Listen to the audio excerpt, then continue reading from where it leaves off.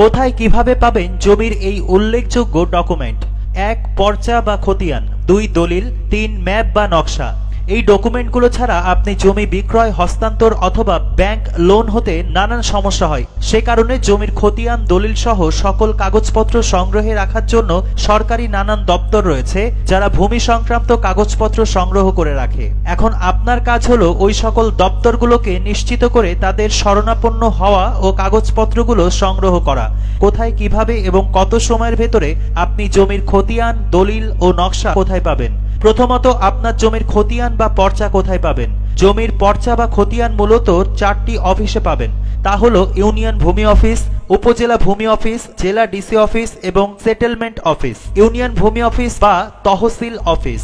Union ভূমি অফিসে যদিও খতিয়ান বা পর্চার বালাম বহি থাকে, কিন্তু আপনি এই অফিস হতে খতিয়ানের কপি নিতে পারবেন না।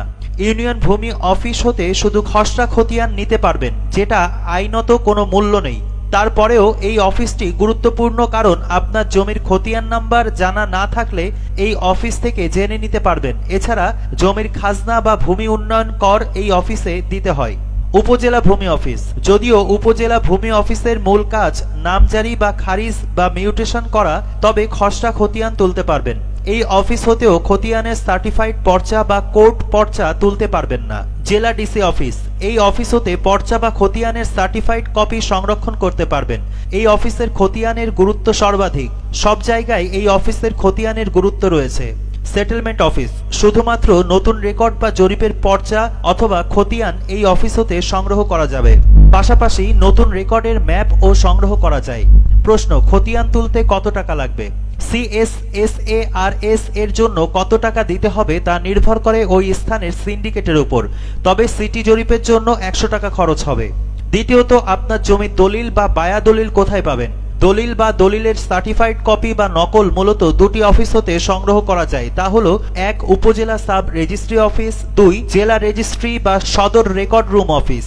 উপজেলা সাব রেজিস্ট্রি অফিস, যেখানে নতুন দলিল রেজিস্ট্রেশন করা হয়, এই অফিস হতে নতুন দলিলের নকল বা মূল দলিল পাওয়া যায়, কিন্তু পুরাতন দলিল বা বায়া দলিল এই অফিসে পাওয়া যায় না। জেলা রেজিস্ট্রি অফিস বা সদর রেকর্ড রুম, এই অফিসে নতুন বা পুরাতন দলিলের সার্টিফাইড কপি বা নকল পাওয়া যায়।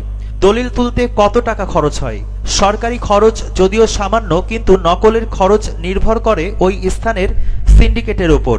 আপনার জমির মৌজা ম্যাপ বা নকশা কোথায় পাবেন?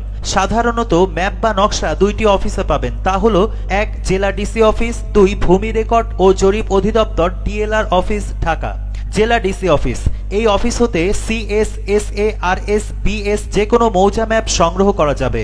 সংগ্রহ করতে যা লাগবে আবেদন ফর্ম প্লাস 20 টাকার কোর্ট ফি এবং 500 টাকা নগদ জমা বাবদ বা DCR বাবদ, অর্থাৎ 530 টাকায় মৌজা ম্যাপ তুলতে পারবেন।